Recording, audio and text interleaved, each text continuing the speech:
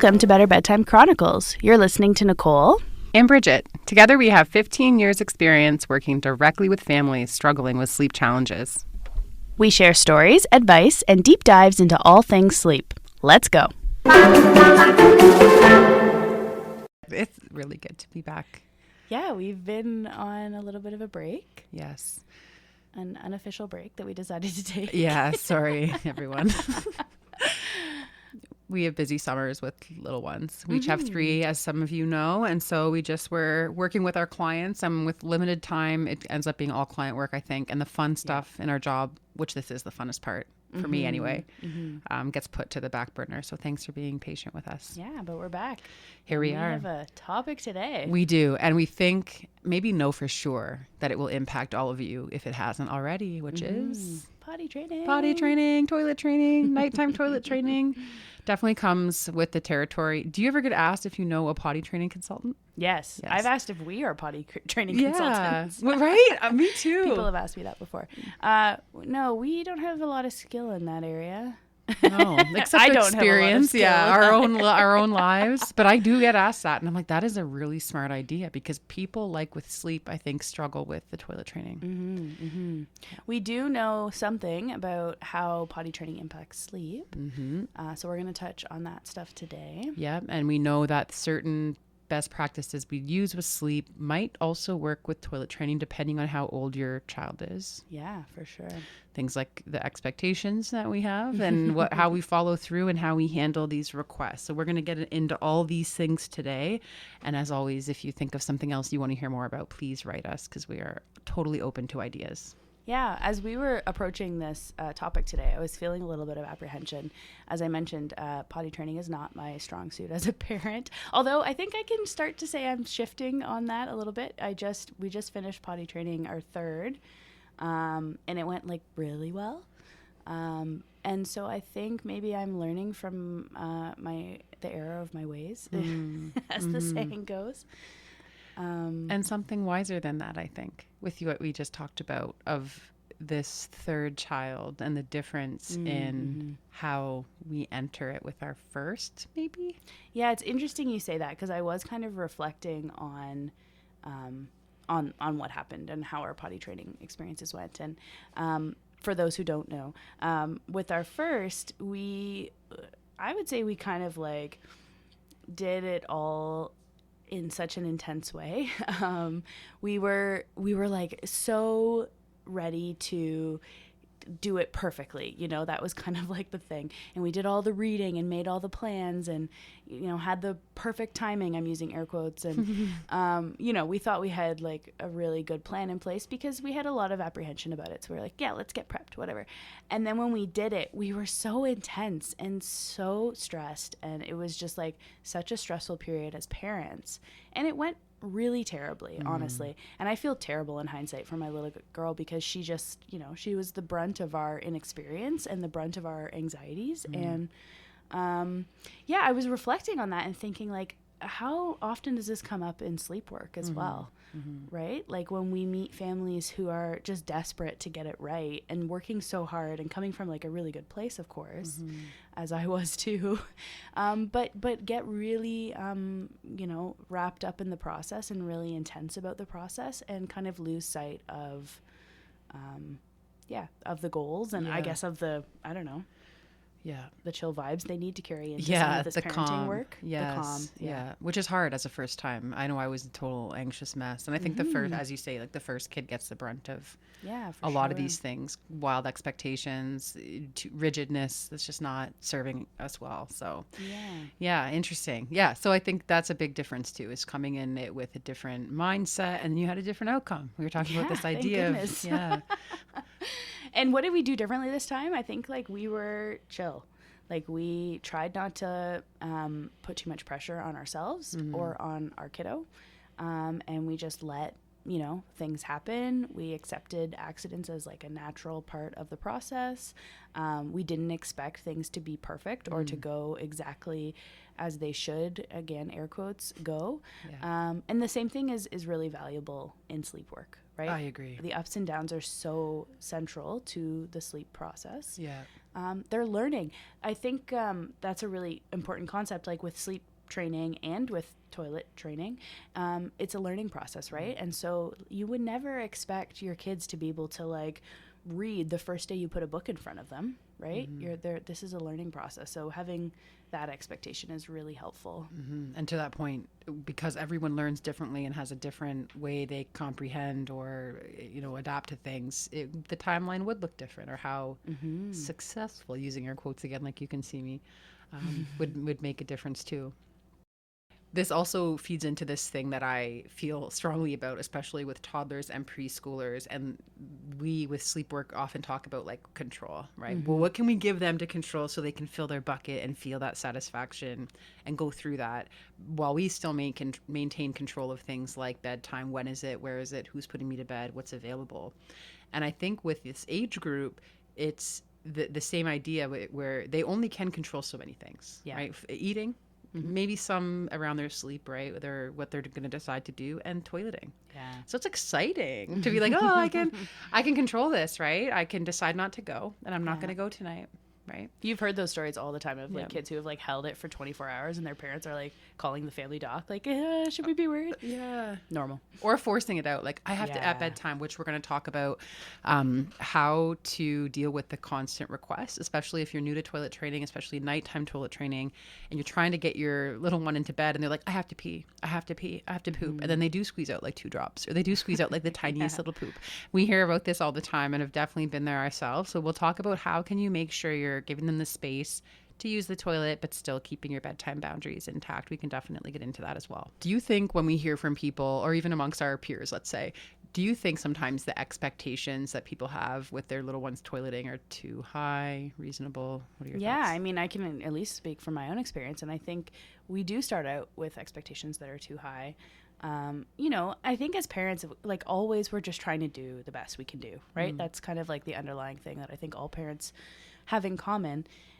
And I think that comes out in some of these like milestone moments like potty training, where there's this sense of like, this can go well, this can go the good way, or this can go the bad way. And we really carry that. I think that the burden of this, that perfectionism, that desire for things to go well. And I think that plays out in expectation. Yeah, which feels heavy and terrible because, of course, we can't control it or what this outcome is going to look like. Yeah, you're exactly right. So let me ask you, like, what do you think the kind of reasonable expectations might be for a family embarking on potty training? I have such a wide range. And from people I hear from will say after, let's say a week in a row of not having a wet overnight diaper, they'll make the pull. And they seem to do well with that and follow that. But as we know, too, there can be some peaks and valleys in what happens, so they might start wetting again soon. There's this expectation that daytime and nighttime toilet training are one and the same, and really they've always been very separate, and not only with my own family but with most clients I see, because a little one, like a toddler or preschooler, might have the capacity during the day to go to the toilet, seek the toilet, but still soak overnight. And that's definitely normal. That can last for years, which is why we definitely recommend doing pull-ups or some kind of overnight diaper, just to make sure everyone can get enough sleep and we're not having these outrageous expectations that our little one should be going all night staying dry, because that's just not the case for many. Yeah, and I think that's really important. That is the feedback we often give when people are asking us, like, we want to protect sleep, so we encourage families to use pull-ups or diapers through the night and at nap time. Yeah, mattress protector, something you need to, especially if you know they're prone to it, and not to be afraid of making a change to a different type if you need to. I think we chatted about this on another episode about just tighter pajamas, things that are not going to let that pull-up expand all the way, and that could leak out too. So just making sure that they're having loose-fitted pajamas so that they're able to make sure that diaper is working the way it needs to, and just having that, like, normalizing that's part of an okay setup for going to bed, even if they're toilet trained during the day, and they have been for years even. Well, that's the other part of this expectation thing, right? Like, I think parents expect that they can transition out of the diaper, soon after they potty train.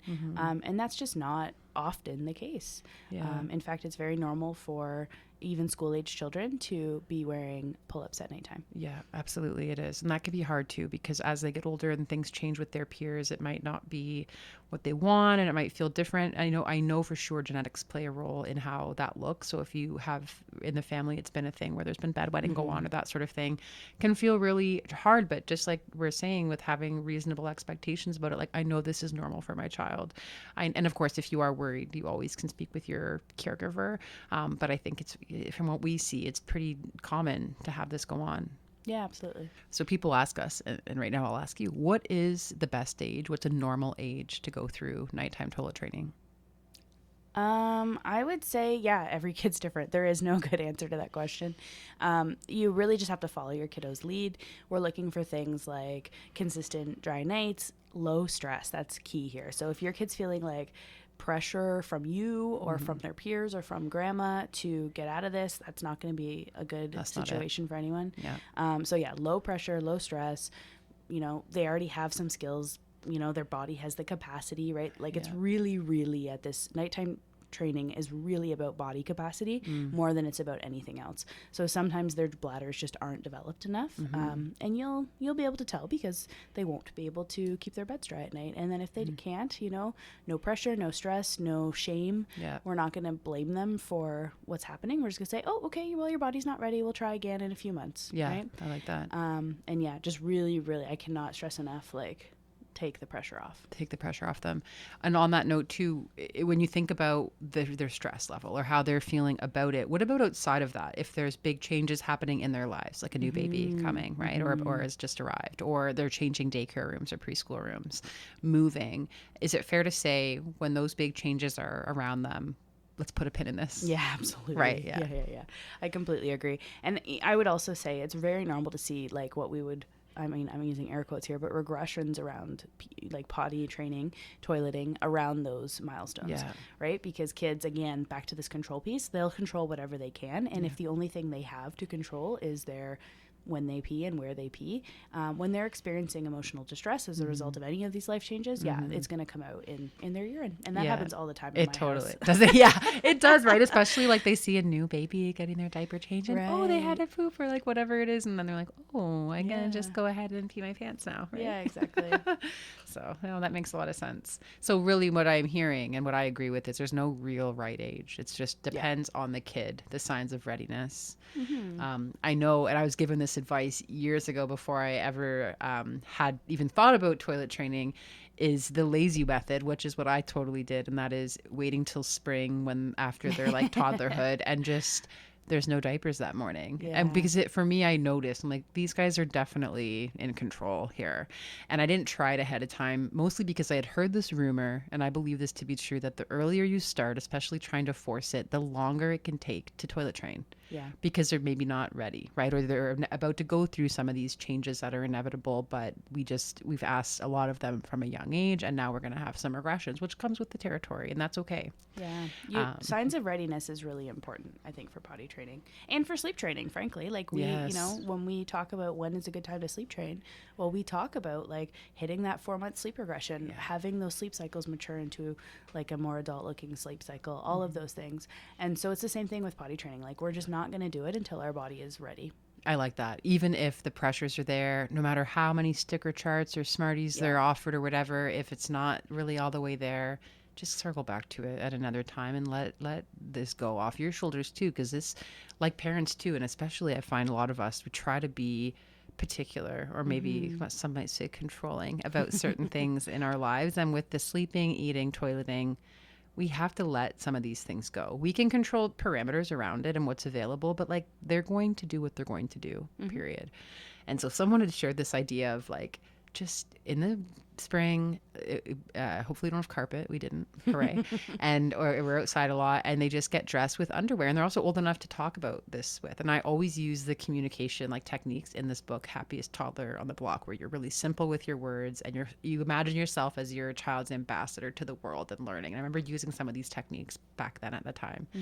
And it was very quick because they're like, okay, this feels different, right? And it took a couple days, and all of my children went through the same same thing where we just waited. And sure, they weren't potty trained as early as others, especially I see clients whose kids are 2.5 and not ever needing a diaper, which to me, I was like, wow, that was never us. But it, everyone's different. Even within a family, every kid's different, and that's okay. Yeah, for sure. Yeah, all three of my kids were trained at kind of different ages, based depending. on, honestly. I mean, the first one, like I said, was my own a shit show, but subsequently, as they always are. Subsequently, yeah, just when they showed signs of readiness, we did it. I like that. And it's never really too late, right? I think just whenever feels right for you. Yeah, absolutely. But if you are listening or you know someone who does work in this capacity, like with helping parents with toilet training, I would be very curious to hear from them. Maybe they could be a guest, or we could at least like learn from them, because these things do definitely go hand methodology in hand. and stuff, you're not coming to us for that. Yeah, but we don't know. One day we will get somebody who has like maybe the experience and education in that area. I think so, because I think so too, because they do really link together. So let's talk now about how how potty training impacts sleep training. Oh, yeah. Mostly, I mean, I would say the bedtime nonsense, the shenanigans. One more time.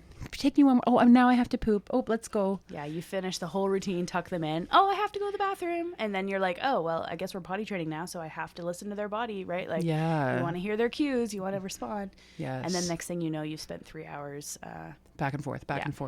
Tiny drips, and it will, like, that's just the hard thing is people will say they did squeeze a little out. How? I thought it was, that's hard, but that's smart of them to control that. Yeah.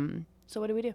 So I have a way that I tell people to do this, and this is something I did as well. So assuming, and if you haven't, you should do this, have toileting as part of the bedtime routine. You likely already have that. So imagine then you start with the toilet and maybe you end with the toilet, or maybe right before you're about to go into the room for stories, that's your last time using the toilet.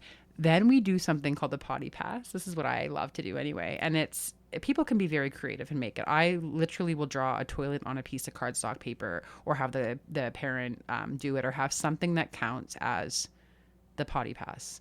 Meaning that, assuming the bedtime routine's done, right? We've done our bath. They've already gone pee once or twice within the routine. Their teeth are done. Story's done. They're tucked in. Everything's right. And then they say, I have to pee, or I have to poo.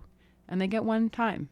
And and because we're assuming that we can reason with them, like verbally, we're using visuals and things to make sure we're on the same page. We're not going to give them a 20-minute speech about it. We're just going to say, okay, Mommy takes pass, you go pee, all done pee, or all done bathroom, and using really simple language like that. And so giving this item to you in sort of an exchange as their ticket, call it. This is just one example. They come to the bathroom. You're still giving them that extra space to be able to do it. Whatever they do in there is done. They return to their bed, and that's absolutely it at that point. There's no more after that. Yeah. And so in that case, then, let's say you're lingering, if you're someone who's around while they fall asleep, or maybe you've left the room, either way, they call out or request, or they want to go again, it's no.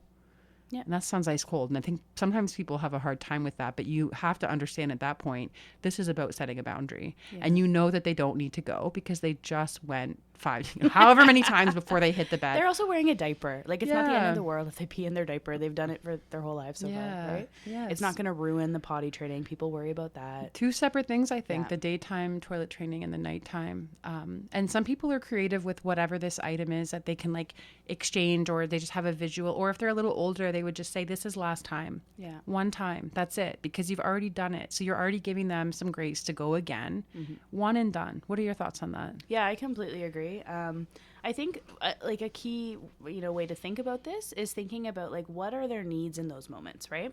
So if a kid at bedtime says they have to go to the washroom, it's part of their routine. They go and they use the potty. That's probably a legitimate need, right?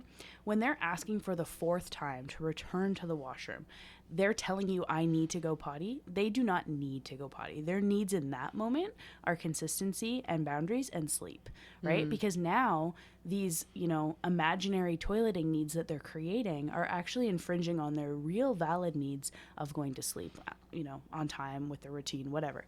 So I think it's important to reflect as a parent, like, what are the true needs here and what are the wants? And if toileting is now a want and not a need, it comes off the table. We don't need to keep that in place. Oh, that's so smart. I didn't even think of it that way. Yeah. That makes a lot of sense. And I wonder too, with that need at that moment, depending on your family dynamic, your routine, how available you are, is it possible in those moments when they're saying, I need the toilet, that they're like, I need you. Yeah, exactly. I want time with you. I had a family a couple years ago that every time they attempted, they got a Smartie. Right. That was a fun night. Every night. Smartie. Yeah, that's right. Smartie's outside. You're like, okay, let's reel it in a little. Yeah. Interesting. I think like current literature on potty training says like take away the rewards. We don't need to do the rewards anymore. And we didn't use them with our littlest. We're working on the whole like intrinsic motivation. So him just wanting to go. Yes. And it actually did work so much better. Interesting. I love that. I think that's really smart because that was definitely the season I was in totally. 10 years ago. It was like smarty. 100%. But then even with clients, I'm like, why are these? I was working with a couple boys a couple years back and they wouldn't settle. And then after digging, it's like, well, we're working on sleep. And in fact, every toilet attempt is a Smartie. Like that's a fantastic delay with a reward every single time. So I think that's wise to think like, are they asking for that? And instead, or are they seeking this like reassurance, this boundary, this need, or a bit of affection or attention from you? Yeah. I like that. That's a great lens. Surprise to everyone. Nicole and Bridget advocate for boundaries. Surprise. We were re-listening to some of our stuff and we say boundaries a lot. We feel very deeply about them, as you can tell. Shocker. So you and I have been down this road several times now and we have a different understanding, but what would you say to someone who's new to this, just starting out or exploring these ideas of toilet training? Great question. So I think my answer to this is actually the same answer I would give to someone who is prepping for sleep training. And as a parent, I think it's really important to try and understand like how we will be triggered or what's going to activate us, what's going to upset us, get us going. That's the perfect word. How we're going to be activated by what's about to happen, right? So, for example, with the potty training thing, like in our house, like my husband, he really likes things clean. He's quite orderly that way. And so we know for him, the biggest trigger in the potty training thing is like the accidents on the floor. And so what we do in that case is like we create these little kits of like a Lysol wipe and a paper towel and extra undies and whatever, and we package that all around the house and leave them in like a couple rooms so that if there is an accident, it's really easy to clean up. There's no stresses like, oh, where's the thing? Where's the this? And we're running around, nothing like that. And it actually really diffuses some of the tension for him. And then for me, my biggest thing around potty training, and it also applies to my feelings around sleep with my kiddos, is the sense of perfectionism, right? And so I want to do a good job at this. I want a gold star. I'm like, type A, and I carry that through right into this potty training work. And so for me, it's like, if it's not going well, air quotes, then I feel personally responsible for that. So I'm aware that I have to decouple my shit from what's happening. Like it has nothing to do, my kid's potty training has literally nothing to do with how I'm doing as a parent. And I know that intellectually, but I'm aware that I have to decouple that emotionally. Right. Yeah. And so as we head into any of these sleep training, nighttime potty training, all of it, it's all just about like recognizing what's going to set you off as a parent and how do you mitigate that so that you head in with like a calm, clear head and you're not going to like bring your shit into the room when you're trying to get this done. That's spot on. Separating your value, your success, or your however you are looking at it with what their outcome's going to be, because we really can't control it. We can't control when an accident's going to happen, no matter how much we try. Yep. I love that example from your home, what you do. I found in my home, and I still to this day, with all the things that go on, it can be hard to have enough buffer time. If I'm like trying to go from one thing to the next or one place to another place, and this happens, right, unexpectedly, or maybe we should have expected it, it can be like, now I have to like change all this, or the car seat's wet, or like whatever it is. It's so frustrating, but like, that's just, you have to build that into like, that is going to be, this is how it is. And just put that down and let that go of like, I can't prevent that, right? I really can't. And trying to just take away, and we say this for our own, like for the kids too, of like, we can only control so much, they can only control so much. And it's the same for us in this moment. Like, I really do not have control over that. And I want to use this chance to bring up something, because I find when we do fixate on control around sleep and around toilet training, in this case nighttime toilet training, we might do things trying to control that actually might not be so helpful. And that might be in my mind right now, I'm thinking of limiting fluids, right? Oh, sure. Mm-hmm. Especially really strict limiting of fluids. Like let's say after dinner, there's no drinks because I'm so frustrated with changing the bedding. Yeah. When that's pretty reasonable for someone to need a little drink before bed. Now, if they're crushing loads of bottles and lots of just refill, and you know it's a stalling tactic, and they're just trying, okay, that's different, right? Regulation is fine, but yes, I agree. Yeah. And so I think if you're listening to this and that's the next step you were about to take, I would think about like maybe that's not it. Depending on, of course, if they're eating like a pack of goldfish right before bed and they're dying of thirst, okay, let's revisit the snack to make sure we're not giving them stuff that's making them ultra thirsty. And I always want to mention this too, because I've seen this happen over the years as well. Excessive thirst at bedtime or in the middle of the night is definitely something to speak with your caregiver about just while we have your ear, just in case. Sometimes that can be something different. So if you're noticing that it's not really a stalling tactic and you're like they are genuinely crushing bottles of water and drinking loads of fluids overnight, just mention it. Yeah. So another question that I hear a lot from clients is, what is potty training going to do to sleep? Does it impact sleep at all? What do you think? I would say yes. Yeah. At least in some way. For sure. So maybe in the evening it looks like a little more stalling or a little more asking or pushing. And we've talked about how can you accommodate that. And if you also are curious about how you can look into that a little further, you might look at our episode about toddler sleep or tolerating distress, because it seems like big feelings, but we still must hold this boundary. Yeah. So the evening might look that way. But for the middle of the night, I think you should expect that. And especially if they are going without a pull-up overnight for whatever reason you've decided that's great for your family and they are soaking through, or even if they're wearing a pull-up and they wake up and request to use the toilet and that's what you're doing, you just must respond, right? So this can mean broken sleep. And this might mean then you take shifts. I do one night, you do the next, or the next night there is a wake up, that'll be yours to do. For I know a lot of our listeners are solo doing this overnight, and that's going to be all you, of course. So you might build in some things for yourself to help get through this stage, this season. And as you know so well, this season will pass as well. And that might mean an earlier bedtime for you. Get that coffee pre-programmed, like whatever you got to do to get yourself through it, and have, the extra sheets ready or have the items you need ready to be able to make that, bedding change in the night or whatever that ends up looking like, but just preparing yourself for it. And then also just putting down this need to like control it and anticipate it and be frustrated with it, because it could happen anyway. So just trying to let that go. Yeah, the anticipation or the anxiety around accidents, that can be like a really big burden for parents for sleep, right? Like we talk about kids' sleep, but also like our sleep can be disrupted by this, like, oh, are they going to wake me up? When are they coming? What's going to happen, right?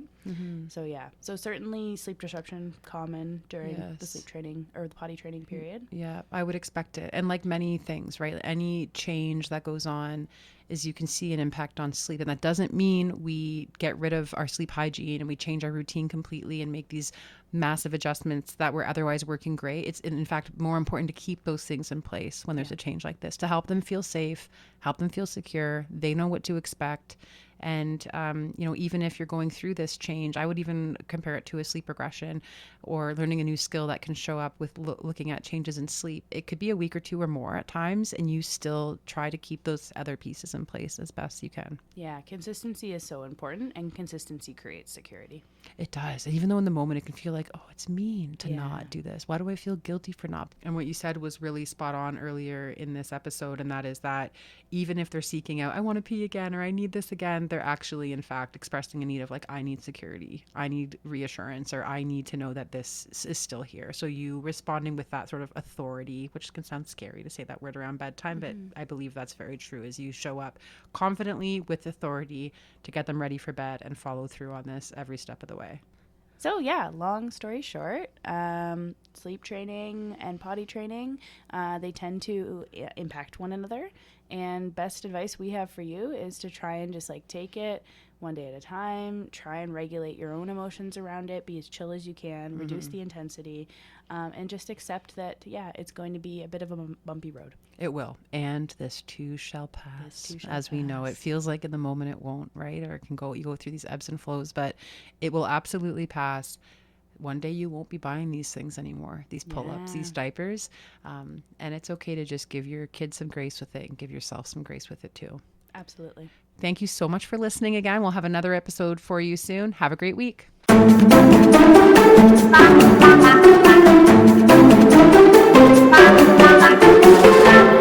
Thanks for listening. Just remember, the shit is hard, but you are killing it. To stay in touch, you can find us at betterbedtime.ca.